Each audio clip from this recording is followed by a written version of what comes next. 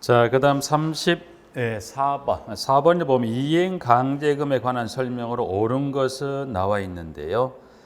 일단 이행 강제금 요 하나만 이행 강제금 어디서 이게 나왔는가를 한번 같이 연계해서 볼 필요가 있는 부분인데, 일단 34번 이행 강제금, 일단 이행 강제금도 중요한데 이와 더불어 같이 꼭 정리할 이 두 가지 지금 이 부분도 매우 중요하니까 이행 강제금 이것만 정리하는 거, 이 연계해서 두 개를 같이 보셔야 될 부분에서 이행 강제금 이 근로기준법상 뭐가 있었냐면 부당해고 등이 있어. 부당해고 등. 그럼 부당해고 등이라는 건 뭐였었냐면 이 사업주가 정당한 이유 없이 뭐 해고부터 그 밖에 징벌이 있었다 해서 부당해고 등이라는 건 정당한 이유 없이요. 정당한 이유 없이 해고를 해고부터 그 밖에 지금 예를 들어 정당한 이유 없이 해고했다고 가정하면 돼요. 그럼 정당한 이유 없이 해고했다면 어떻게 돼요? 정당한 이유 없이 해고를 했다면 이 해고당한 근로자가 뭐예요? 부당하죠. 그러니까 이 부당해고가 있었다면 뭐 하세요? 그 구제를 하는 구제 절차가 있어요. 구제 절차가. 그러면 이 부당해고 등이 있었다면 그로 인해 침해당한 근로자의 권리를 구제하는 절차가 있는데 그 절차가 몇 가지가? 이 절차가 세 가지가 있습니다. 이 세 가지도 매우 중요하죠. 그러면 여기서 말하는 절차라는 건 정당한 이유 없이 행해된 권리를 침해당한 권리를 구제받다. 첫 번째가 여러분 기억하시는 대로 뭐가 있나요? 구제 신청입니다. 구제 신청은 이 해고도 있었던 날로부터 몇 개월 이내 그걸 신청합니까? 3개월. 3개월 이내 어디다 신청하는 거 이거를 노동위원회에 신청하죠. 그러면 이거를 3개월 이내 이거를 노동위원회에 신청을 하면 이 노동위는 뭐 해야 돼요?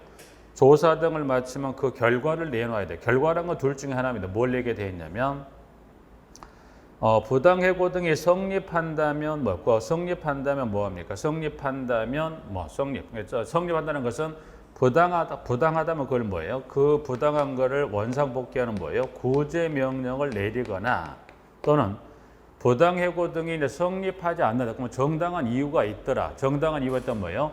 구제 명령이 아닌 뭐예요? 신청을 기각하는 기각 결정을 하게 기각 결정을. 자, 그러면 이제 이 노동위원회 신청했더니 노동위원회 조사를 마치고 명령 또는 결정을 냈어요. 그럼 이 결정을 냈다는 건 결국 뭐예요? 그 근로자 또는 사용자가 원이다 그는 나 인정 못하겠다면 다시 한번 두 번째 뭘 하게 되냐면 이거를 재심을 신청합니다. 재심을. 그럼 재심 신청은 며칠인가 여기는 이 명령서나 결정서를 통지받은 업 여기는 10일 이내 어디에다가 여기 이제 상급기관인 중앙노동위원회 재심을 신청합니다. 자, 그러면 중앙 말고 다시 한번 재심. 이 노동이 여기서 이 노동위원회 내린 이 명령의 결정이 문제가 없는가를 다시 한번 조사하는 거죠. 조사하고 나서 다시 뭐 합니까? 이 중앙노동위원회도 명령 또는 기각 결정을 내릴 거예요. 그럼 이 중앙노동위원회 명령 결정에 불복하면 어떻게 돼요? 그때 다시 한번 마지막 절차 중에 세 번째가 뭐가 있으면 세 번째가 행정소송을 하게 됐어요. 행정소송을. 그러면 행정소송은 이 재심 판정서를 송달로부터 며칠 이내에 하게 됐냐면 15일 이내 관할 행정법원에 소를 제기해서 마지막 이 행정소송을 통해 구제받는 절차는 총 몇 가지? 이 세 가지 절차를 통해서 이 사유에 해당이 됐을 때 쭉 절차를 세 개의 절차를 정리하는데, 자, 일단 여기는 들어가기 전에 신청한 요 기한, 요 3개월, 10일, 15일에 요거는 꼭 같이 기억하셔야 될 부분이거든요. 기억해서 구제 신청은 부당 해고도 있었다면 3개월 이내, 재심 10일, 행동은 15일인데, 자, 이제 그러면 요 절차상의 요 부분은 중요하지만 플러스 여기서 이제 그 세부적인 일단 뭐죠? 큰 틀만 좀 정리해 드린 거, 세부적인 설명드린 거 아니니까 여기서는 일단 그럼 이행 강제금은 왜 이거랑 같이 연계해서 봐야 되냐? 자, 그러면 구제 절차는 분명 그 중에 두 번째 구제 신청하고 재심은 노동과 중앙노동위원회 이제 보면 결과를 낸다는 그 낸 결과 중에 뭐가 있습니까? 구제명령이에요. 구제명령이라는 건 이 부당해고 등이 성립한다는 건 정당한 이유가 없어. 그러니까 정당한 이유 없으니까 그걸 뭐 합니까? 이 구제명령을 내렸다는 건 뭐예요? 다시 원상복귀하라는 의미죠. 그러면 명령 이행, 이 명령을 했다면 이 명령 이행기한은 구제명령을 한 날로부터 여기 노동 또는 중앙노동위원회 구제명령이 했다면 이 명령을 한 날로부터 며칠 이내 30일 이내 그 구제명령을 이행을 하게끔 법에서 명령을 한 날로부터 며칠 이내 이행을 하세요. 30일 이내에 이행을 하게끔 정해놨어요. 근데 요 상품 30일 이내 이행을 하는데 30일 이내에 이행을 했다 안 했다? 안 했다는 거예요. 이행을 하지 않았을 때 부과되는 돈이 무슨 돈? 여기서 보게 될 34번에 이행을 하지 않았다. 그때 부과되는 돈이 무슨 돈? 이 돈 이행강제금이에요. 이행강제금. 이행강제금은 단순 요 하나만 보신 것도 중요하지만 이행강제금 꼭 연계 뭐하고 이 절차 중에 이 신청과 이 두 가지 신청에 따른 결과 구제명령을 내렸을 때 이 명령을 사용자 이행을 해야 되는데 이행하지 않았을 때 이행을 강제하게 부과된 돈이 무슨 돈? 이행강제금이라는 거예요. 그래서 그럼 34번을 통해서 이제 그 이행강제금을 한번 살펴볼 건데 보시면 자 1번입니다. 자 위원회는 구제명령을 받은 이행기한까지 명령을 이행하지 아니한 사용자에게 1천만 원 이하 이행강제금을 부과합니까? 아닙니다. 그래서 금액은 1천이 아니라 2천만 원 이하의 이행강제금을 부과합니다. 1번. 2번. 자, 위원회는 이행강제금을 부과하기 15일 전까지 이행강제금을 부과 징수한다는 뜻을 사용자에게 미리 문서로 알려주어야 합니다. 그래서 문항 2번. 여기는 15일이나 30일 전까지 미리 문서로 알려주게 되어 있고요. 3번. 이행강제금을 부과하는 때는 이행강제금의 액수, 부과, 사유, 납부기한, 수납기간 등을 명시한 문서로 합니까? 맞습니다. 그래서 3번은 뭐 특이사항 없으니 맞는 거고요. 4번 가보죠. 4번. 자, 위원회는 최초 구제명령 한 날을 기준으로 매년 2회 범위에서 명령이 이행될 때까지 반복하여 1항에 따른 이행강제를 부과 징수할 수 있어요. 이 경우 이행강제 몇 년을 초과 부과 징수하지 못합니까? 이때 2년을 초과 부과 징수 못하는 거지. 3년 일단 연수 2년 하나 X. 그 다음에 4번. 위원회는 명령을 받은 자가 구제명령 이행하면 새로운 이행강제를 부과하지 아니하되 이행 전까지 이미 부과된 이행강제금도 징수한다. 이행을 했어. 이행을 했다면 이미 부과된 이행을 안 했을 때 부과되는 거지. 이행을 했다면 어떻게 돼요?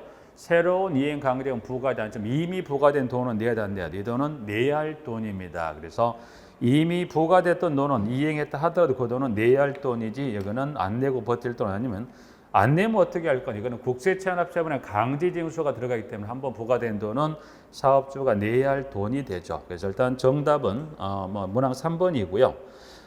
특히 이제 그 중에 그 숫자 관련한 부분 특히 이제 보면 1번하고 1, 4번 특히 그 중에 1, 4번에 1번하고 1, 4번에서 1번하고 4번 1번은 금액 2천만 원 그리고 동그라미 4번은 횟수는 매년 2회 그리고 몇 년을 초과할 수 없다 2년을 초과할 수 없다 결국 1번하고 1, 4번에 관한 물론 그 수치는 그 규정은 좀 다릅니다만 1, 4번에 관한 거 숫자로 묶는다면 숫자 얼마로 묶어갈 수 있어요? 2로 묶을 수 있죠. 2란 거는 뭐예요? 금액, 횟수, 연수는 다 숫자가 얼마가 되죠? 2죠. 그러니까 뭐 한번 정리해 보자. 그래서 이행강제금 정리해서 일단 이 부분도 중요하지만 연계된 뭐까지 이 구제 절차까지 꼭 같이 정리하셔야 이 두 개는 출제 빈도가 근로기준법상 비중이 상당히 높습니다. 그래서 일단 이 두 가지 설명을 좀 드린 거고, 뭐 여기는 전체 설명 다 드린 건 아니에요. 여기 필요한 부분만 설명을 뽑아 설명을 드리고 기타적인 몇 가지 있긴 합니다만 일단은 연계된 이 절차에 관한 지문과 연계해서 강제금 설명드린 거 꼭 하나 연계 봐주시고 35번. 자, 리모델링 허가 등에 관한 설명으로 옳지 않은 것은 해서 봐주시면 지문들은 자 1번 잡아죠.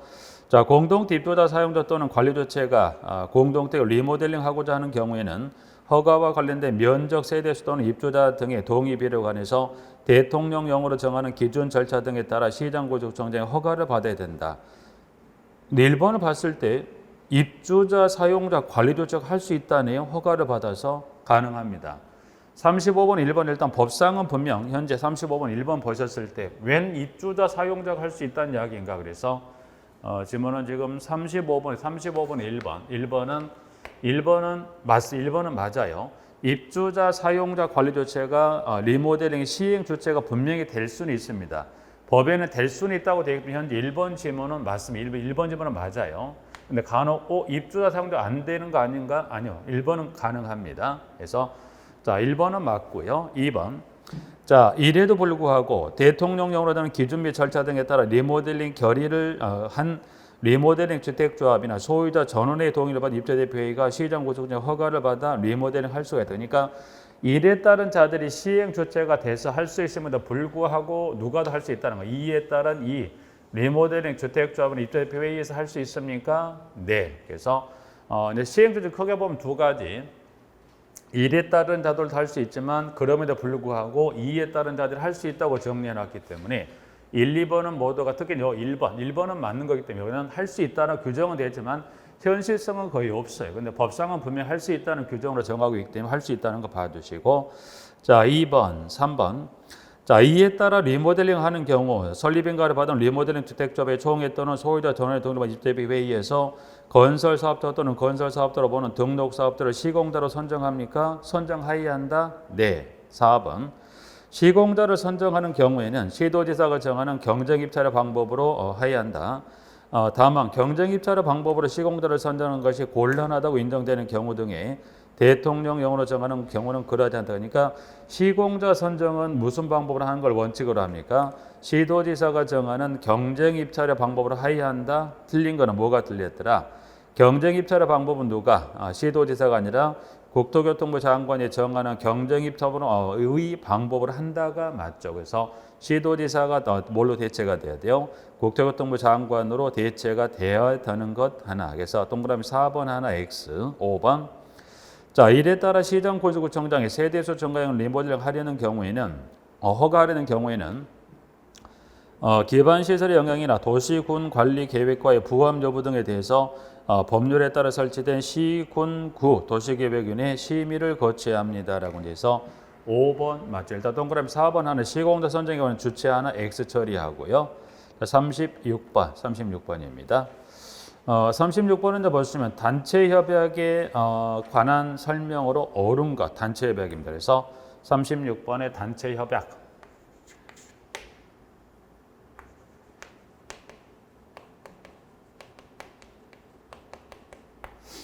자, 단체 협약입니다. 단체 협약. 단체 협약에 관한 설명을 옳은 거 일단 동그라미 1번입니다. 단체 협약의 당사자는 단체 협약의 체결일부터 30일 이내 이를 행정관청에 신고합니다라고 되어 있는데 단체 협약 체결했다면 그 체결일로부터 그는 30이 아니라 15일이요. 15일 이내 행정관청에 신고합니다. 1번 X. 1번일 거 신고에 관한 기한 30이 15로 바뀌어야 맞고요. 2번 고용노동부 행정관청은 단체 협약 중에 위법한 내용이 있는 경우는 고용노동부 장관의 의결을 얻어 그 시정방에서 여기는 고용노동부 장관 의결이라는 여기는 노동위원회 의결입니다. 고용노동부 장관이 뭘로 대체되기?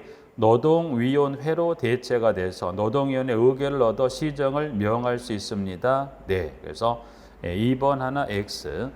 여기는 3, 4번 단체협약 관련 동그라미 3번하고 동그라미 4번 단체협약 유효기간은 지금 3년 현재 이 3, 4번에 나와야 될 숫자 중에 3, 4번은 숫자가 2년이 다음 번 년으로 3년으로 바뀌어 맞죠. 그래서 단체협약 유효기간이 상한이 돼서 2년이었던 게 몇 년으로 바뀌었네요. 3년으로 바뀌었기 때문에 그래서 단체협약 유효기간의 상한 기간이 3년입니다. 그래서 3번 유효기간은 3년을 초과하지 않은 범위에서 노사가 합의 정할 수 있다. 4번 단체협약의 유효기간을 정하지 않은 경우 또는 이의 기간을 초과하는 유효기간을 정하기는 그 유효기간을 몇 년으로 합니까? 3년으로. 그래서 단체협약의 유효기간을 물어보게 되면 3년입니다. 그래서 4번 X 5번 단체협약의 해석 또는 이행 방법에 관해 관계 당사자 간에 이 의견 불일치가 있는 때는 당사자 상방 또는 단체협약에 정하는 바에 의하여 어느 일방이 노동위원회 해석 또는 이행 방법에 관한 견해의 제시를 요청할 수 있다. 그래서 5번은 맞습니다. 부분들. 자, 36번의 문항 5번, 37번. 37번은 시설공사별 담보책임기간의 내용으로 옳지 않은 것 1번부터 쭉 해서 이제 관련 시설 공사 중에 따른 세부 공정을 주고서 그 담보책임에 관한 연수를 물었습니다. 부분들은. 자, 지문을 1번부터 쭉 해서 한번 가보고 일단 1번. 1번은 마감공사 중에 수장공사. 37번 1번.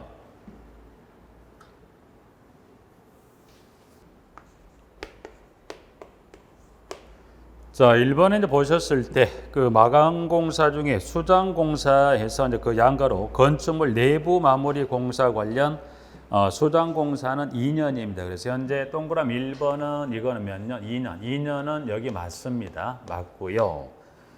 여기서 하나 같이 1번의 그 마감공사 관련한 이 건축물 내부 마무리 공사 관련 2년 하나 기억하시고 1번하고 여러분 꼭 하나 구분할 게 뭐가 있냐면 여러분이 수장목공사 여러분이 보면 여기는 그러면 수장목공사에 관한 담보 책임은 몇 년인가요? 라고 하기 위해서는 몇 년인가요? 3년.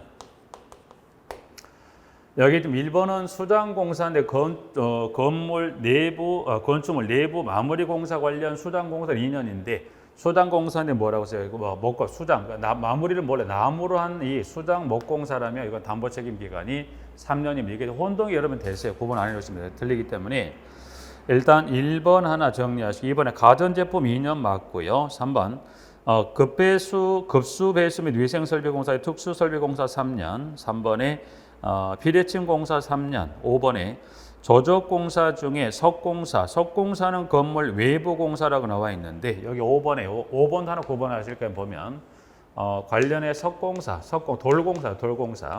돌공사는 이제 보시면 여기 연수가 몇 년이거든요. 건물 외부라고 되어 있기 때문에 나와 있는데 석공사는 그 이루어지는 그 개수가 지금 현재 건물 외부 공사예요.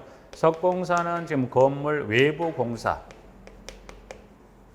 그러니까 석공사가 건물 외부에서 이루어졌냐 또는 아니면 이게 석공사가 건물 내부에서 건물 내부 공사냐에 따라서 이게 좀 그 담보 책임이 달라지는데 그러면 건물 내부 공사와 외부 공사 관련했을 때 건물 내부에서 석공사가 이루어졌다면 건물 외부였다면 이게 담보 책임이 다르는데 현재 여기 석공사가 건물 외부 관련 3년 이게 틀렸고요. 그러면 틀렸다는 것은 3년이 아니라는 이야기는 결국 여러분이 시설공사별 담보 책임 여기서 물어봤다면 시설공사별 담보 책임 몇 년 있나요? 3년. 시설공사별은 담보 책임 2년이죠. 2년, 3년, 5년, 성공사 5가지나 3가지라면 이게 아니라면 결국 2년하고 5년짜리가 남는데 그러면 내부 공사는 이게 2년, 내부 공사가 2년 담보 책임 그리고 외부 공사가 5년. 그러니까 석공사는 구분하셔서 여러분들이 그 개소가 내부인지 외부인지에 따라 담보 책임 달라지니까 석공사는 3이 아닌 건물 내부에 이루어졌다면 2년, 외부 공사는 얼마? 5년이 됩니다. 그래서 현재 1, 5번 중에 틀린 것은 몇 번? 5번. 5번 하나 근데 그 틀린 것을 건물 내부 외부로 좀 구분해서 2년하고 5년 구분하셔. 특히 1번 같은 경우 그 수장공사 양가로 단서지만 그러나 수장목공사만 담보 책임이 몇 년인가요? 2년. 그래서 담보 책임 구분하시는 것 좀 봐둘까요? 37번 정리합니다. 38번. 38번은 보면 전기난방 온수난방 설명 옳지 않은 것 쭉해서 마지막 5번 가보죠. 전기난방은 온수난방에 비해 방열기 크기나 배관의 크기가 커야 된다. 작아도 되죠. 그러면 거기는 이 전기난방 온수난방에 비해서 방열기 크기나 배관의 크기가 작아도 됩니까? 커야 한다가도 아니라 여기 뭐죠? 작아도 된다죠. 작아도 된다 부분은. 자 이제 그러면 이 전기난방 온수난방 이런 뭘 하나 기억할 필요가 있냐면 표준 방열량은 전기 온수난방에서 열량은 어디가 더 많습니까? 시간당 얻어지는 제곱미터 얻어지는 열량은 어디가 더 많더라? 38번에 5번. 여기 이제 그 외로 요거 한번 잠깐. 그럼 표준 열량, 방열량 값은 어떻게 돼요? 일단 여기 이 방열기에 있다면 이 방열기 제곱미터당에서 방열기 이 가로 세로 1m, 이 가로 1m, 세로 1m에서 얻어지는 열량 값은 전기 온수에서 보면 얻어진 열량은 어디가 더 많더라? 요건 일단 이리 한번 보죠.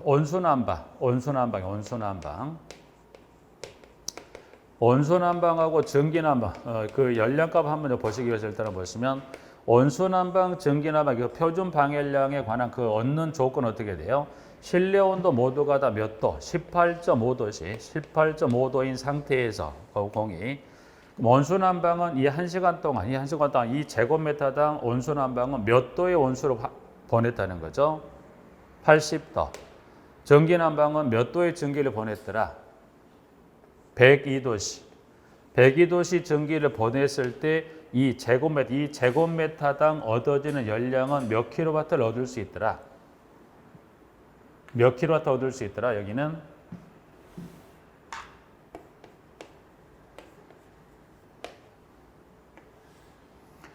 실내 온도 18.5도에서 온수 난방이고 80도 온수를 1시간 동안 보내서 이 제곱미터 얻을 수 있는 열량은 전기 난방은 102도씨 전기를 1시간 동안 보냈을 때 제곱미터 얻을 수 있는 열량은 몇 킬로와트를 얻을 수 있더라.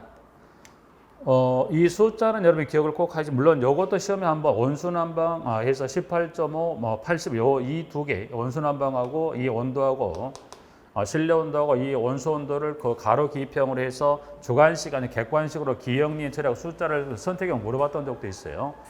그럼 여러분 이와 같은 조건에 온수나 전기를 보냈을 때 얻은 열량이 온수 난방력이 얼마가 되죠? 0.523이죠. 전기는 얼마 얻을 수 있어요?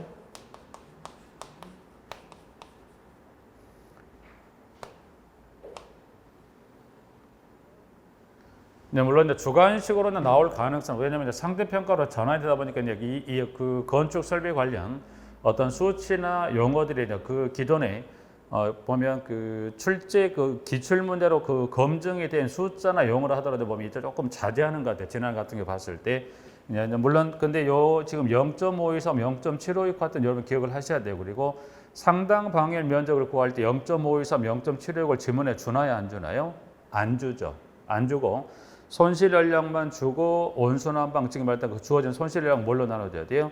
이걸로 나눠주면 이 숫자 꼭 기억하셔야 되고, 그러다 보니까 당연히 열량은 뭐가 더 많아요? 제곱미터 얻은 열량은 전기보다 온수보다 뭐가 더 많습니까? 전기가 더 많으니 당연히 방열기 크기나 배관의 크기는 어디가 더 커야 돼요? 온수보다 전기보다는 어디가 온수가 더 커야 돼요. 크다는 게 결국 뭘로 지금 연결이 되는 거죠? 시설비가 싸다 비싸다? 온수 난방 비싸다. 여기는 뭐예요? 싸다죠. 그래서 여기 현재 5번, 여기 38번 5번은 꼭 여러분이 요 지문, 요 숫자들은 뭐 주관식으로 나올 가능성이 거의 낮지만 그래도 이 숫자들에서 실내 온도, 이 열매 온도하고 열량은 요 숫자, 세 개 숫자 관련한 것을 꼭 기억을 하세요. 쓰는 문제 나올 가능성이 없지만 그냥 객관식으로 물어보면 충분히 있기 때문에 요 숫자를 꼭 기억하셔야 되고. 자, 일단 그래도 5번. 자, 그리고 문제 틀린 건 아니지만 특히 이번에 전기 난방은 난방 부하에 따라 실내 방열량 조절이 쉽다, 어렵다. 이 방열량 조절이 어렵다는 것은 여기 전기 난방 나오니 뭐냐, 복사 난방에 관한 단점을 줄 때도 복사 난방은 실내 방열량 조절이 어렵다. 이 지문은 복사 난방의 단점에도 시험에도 자주 나오는 부분이지만 복사 난방의 단점에 있어도 실내 방열량 조절이 어렵다는 지문은 언급을 하기 때문에 그러겠네. 하나 봐주셔서 정리. 39번. 소질 관련 DO란 뭡니까? DO란 것은 그 3번에 나오는 영존 산소량이죠. 그래서 물속에 녹은 산소의 양값을 ppm의 단위로 나타내 준 것을 DO란 지문으로. 그러면 DO 수치가 크다는 것은 정화제의 수질 정화 능력이 크다, 작다? 크죠? DO 수치가 크다는 건 뭐가 많다는 거, 녹아있는 뭐가 많다? 산소양이 많으니까 당연히 정화 능력이 크다는 거죠. 그래서 DO란 지문 하나 봐주시고요. 40번. 40번을 보면 그 KDS라고 해서 그 설계 기준상, 배수 통기 설비 설계 기준상 청소구 설치 기준을 옳지 않은 걸 물었습니다. 부분들은. 자, 40번은 동그라미 1번. 이제 여기 표준 시방서장에는 설계 기준상에 따른 청소구도 한번 잠깐 정리할 필요가 있어서 두 개의 질문, 그 중에 이제 설계 기준상 관련해서 1번. 건물 내 모든 배수 수평관에는 30m 이내마다 청소구를 설치합니다. 1번. 2번. 부지 배수관에는 청소구 의 입구 상류에서 30m 이내마다 청소구를 설치하는데 DN 200 이상의 부지 배수관에는 건물 배수 수평 주관과 부지 배수관 연결점에서 40m가 아니라 60m 이내마다 매너를 설치한다. 그래서 여기 2번은 현재 연결점이 40이 얼마로 바뀌냐면 60으로 바뀌어야 맞습니다. 부분들은 40, 60으로 바뀌어야 되고, 여기서 지금 말한 DN이라는 표현은 여러분이 기존에 여기 DN이라는 용어가 이게 밀이라고 보시면 돼요. 밀이라고. 그러니까 밀이라는 표현을 대해서 여기를 DN이라는 표현을 썼다는 이 관련 기준상. 그래서 밀이라는 표현을 여기 이제 보면 이 동기 설비 관련된 그 기준을 정하고 있는 이 관련 규정에서는 미리라는 표현인데 지금 뭘로 씁니까? DN이라는 표현을 쓰기 때문에 D 하나를 봐주시고 여기는 보면 부지배수관이라고 나와 있는데 지금 2번에 부지배수관 또 3번도 부지배수관이 나오는데 여러분이 부지배수관은 뭘 생각하시면 되냐면 이제 건물의 각 층에 이제 수평지관, 이 수평지관이 있고요. 이게 수직관을 만나서 이 수직관이 수평관을 통해서 흘러내린 배수가 이 수평지관에 나온 이 배수가 수직관을 통해서 이게 수평관을 통해서 이거 어디로 나갑니까? 공공하수관으로 나가요. 근데 부지배수관은 다른 건 이게 지금 이게 무슨 관? 이게 배수 수평주관. 그래서 이게 배수 수평주관인데 그럼 수평주관을 통한 이 배수가 어디로 가니? 이게 공공하수관을 흘러서 빠져가는데 배수 수평주관이 바로 공공하수가 연결된 게 아니라 이 배수 수평주관에 연결이 돼서 이거를 공공하수관을 빼둔 이 관. 그래서 이제 보시면 이게 지금 부지배수관이라는 것은 그러면 부지배수관은 뭘 생각하시면 되냐면 배수 수평주관 이 배수를 받아서 그거를 이 부지배수관을 통해서 여기서 어디로 이게 여기서 있는 이 물을 공공하수관으로 이걸 봐요. 공공하수관으로 물을 버리는 관, 즉 공공하수관하고 이 수평주관을 연결된 그 관 이게 부지배수관이니까 수평주관이 바로 연결돼 공공하수관으로 빠져가는 게 아니라 수평주관에서 공공하수관을 연결된 이 분야에서 이 관이 부지배수관. 그러니까 건물 외 이 건축물 이 건물 내 건물하고 이 공공하수관 중에 설치돼서 수평주관의 배수를 공공하수관으로 빼주는 역할 그게 부지배수. 이렇게 생각하시면 될 부분들에서 여기 말한 부지배수관이라는 그 의미를 생각하셔서 현재 문항 2번 40m 그리고 3번에 부지배수관과 건물 배수 수평주관 및 배수 수평지관에 45도 이상 방향이 전하는 곳에 청소구를 설치합니다. 그리고 길이 12m 이내 배수관에 둘 이상의 방향 전환이 있으면 청소구는 한 개만 설치합니다. 수직관 하부에 청소구를 설치하고요. 건물 배수 수평주관과 부지배수관 연결점 부근에 청소구를 설치합니다. 라고 해서 지금 총 5개 정도가 나와 있는데 그중에 수치 관련 1, 2, 3하고 그리고 4번에 배수 수직관 어디에 청소구를 설치합니까? 배수 수직관 하부. 그러니까 이게 지금 배수 수직관이죠. 이 배수 수직관 어디 부분에 이 하부 밑에 쪽에다가 청소구를 설치합니다가 문항 지문의 4번에서 40번 좀 정리하죠. 부분들은 자 41번 자 규칙상 배연 설비 설치 기준으로 옳지 않은 것에 1번부터 쭉 해서 5번까지 나와 있는 부분 일단 1번 잠깐 보죠.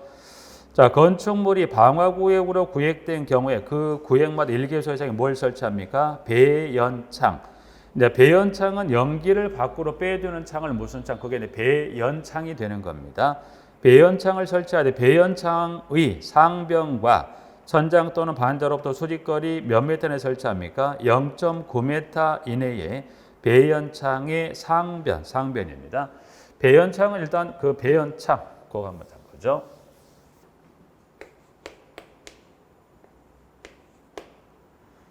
배연창은 연기를 밖으로 빼주는 창. 이게 배연창으로 볼까요? 자, 실에 있다 배연창이 있다면, 자, 배연창에 지금 상변과 천장 또는 반자로부터 0.9m 이내일 것.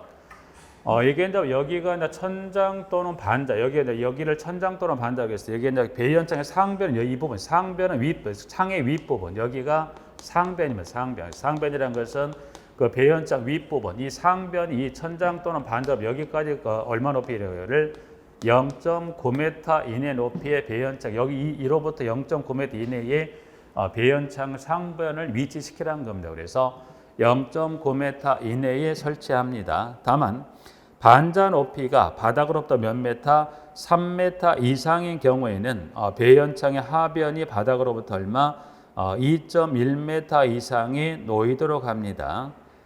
여기는 반자 높이가 바닥에서부터 얼마까지, 그 반자까지 높이가 3m 이상이라고 그랬어요. 2번은 지금 2번, 요거 1번하고는 별도해서 2번을 잠깐 보고 2번은 여기 이제 반자부터 요 바닥까지, 요 바닥까지가 몇 메타 이상, 여기가 3m에서 3m 이상입니다. 이 바닥에서 반자까지 3m 이상인 경우에, 얘는 배연창이 있다면, 이때 요 배연창에, 여기 하변 모르겠습니다. 하변은 여기 밑에, 하변은 밑부분, 이 부분이 여기가 이제 하변. 그러면 이 높이가 3m이면 이 배연창의 하변하고 여기 바닥까지 거리는 몇 메타를 여기 띄라고 그랬네요. 여기 얼마 높이네? 2.1m, 2.1m 이내, 2.1m 이상의 위치에 놓이도록 합니다. 그래서 여기는 이 전체 여기 높이 3m 이상일 때 여기는 이 바닥으로부터 이 하변까지 여기 높이가 2.1m 정도 높이의 하변을 위치합니다. 배연창의 하변.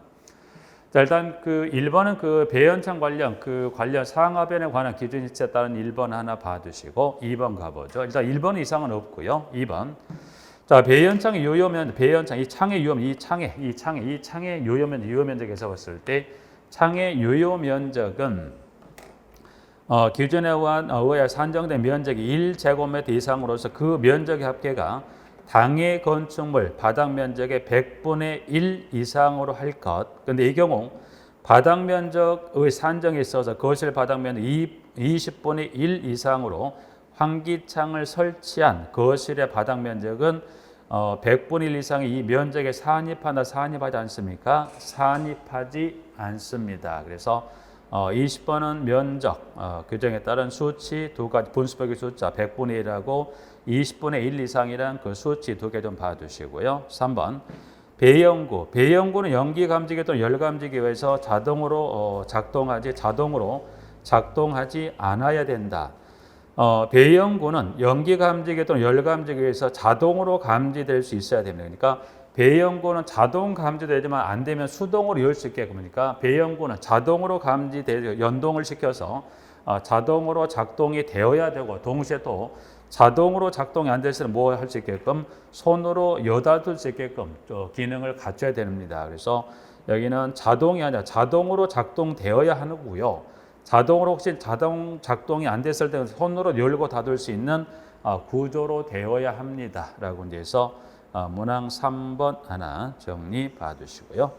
3번이 하나 X, 그리고 4번, 5번 하나 봐두시면 되겠네, 부분들은.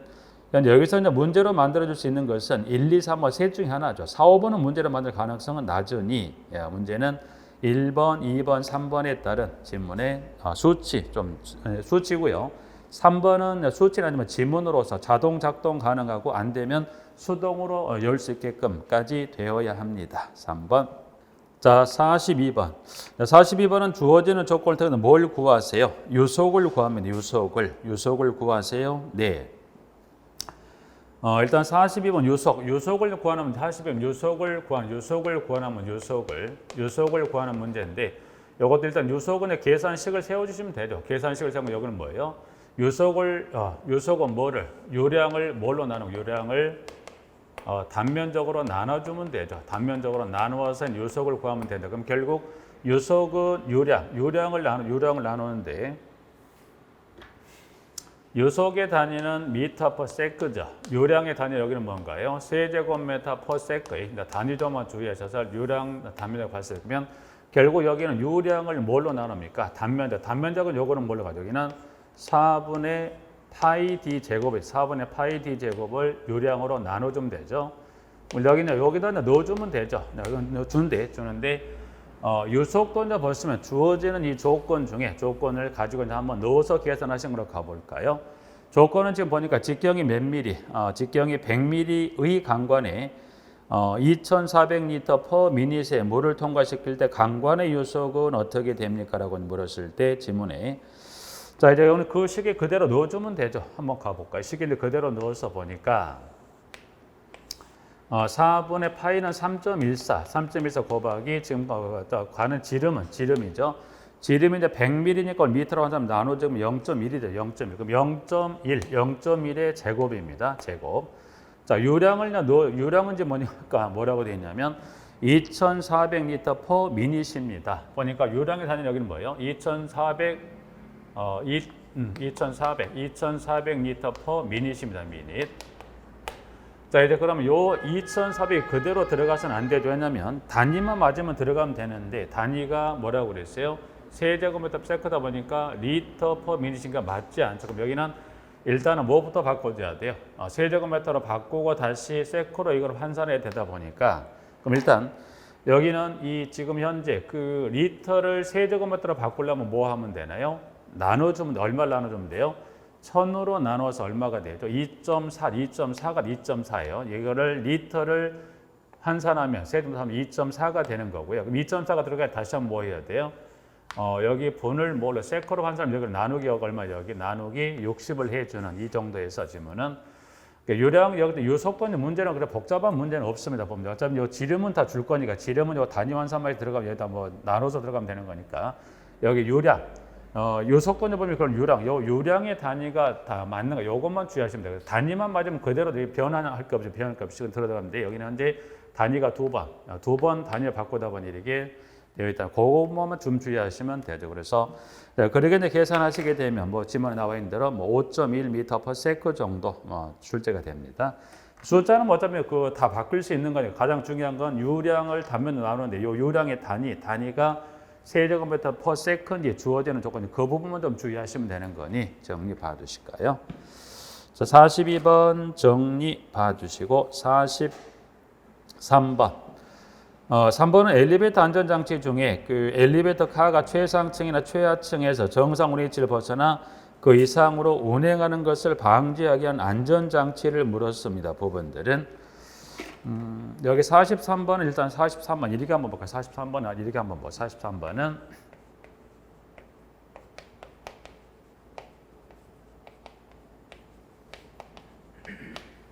지문이 리밋이라고 되어 있네. 리밋 스위치.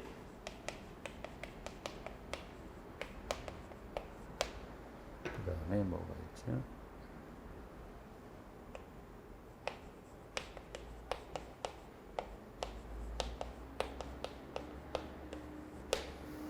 자, 지금 현재 스위치 일단 이 스위치는 세 개의 스위치로 같이 연계선상에 보시면 되는데, 자, 그럼 이제 요 스토핑 스위치, 요 스위치 하는 역할은 무슨 역할입니까? 라고 물어보면 어떻게 돼요? 카가 최상층 또는 최하층에 서도록 잡아주는 장치가 그 스위치가 뭐가 있습니까? 스토핑 스위치예요. 그럼 이 스토핑 스위치가 뭐 했더라? 고장이 났다. 고장이 났다면 다시 한번 승강기를 잡아주는 장치가 뭐가 있습니까? 리미트 스위치죠. 리미트. 그래서 현재 물어본 것은 지금 43번에 가보니까 카가 최상층이나 최하층에서 정상 운행 위치를 벗어나 그 이상으로 운행하는 걸 방지한다고 그랬으니까 무슨 스위치가 일단 이 스토핑 스위치라는 것은 그 카가 최상층, 최하층 서도록 잡아주는 스위치가 뭐예요? 스토핑 스위치가 그 역할을 하는 이게 고장이 났으니 당연히 카가 최상이나 최하를 지나 운행하려고 하죠. 그러니까 뭐가 다시 한번 잡아주는 거예요? 리미트 스위치가 그걸 다시 한번 잡아주는 역할을 하는 겁니다. 그러면 리미트 스위치가 그 역할을 하는데 이 리미트 스위치도 뭐 할 수 있다? 고장이 날 그럼 이 리미트 스위치가 뭐 했다? 고장이 났어요. 이 리미트 스위치가 고장이 나면 카는 뭐예요? 최상을 지나가려고 그래요. 그러면 최상층이나 최하층 거의 그 정당 끝부분에 스위치 하나가 더 있어. 무슨 스위치?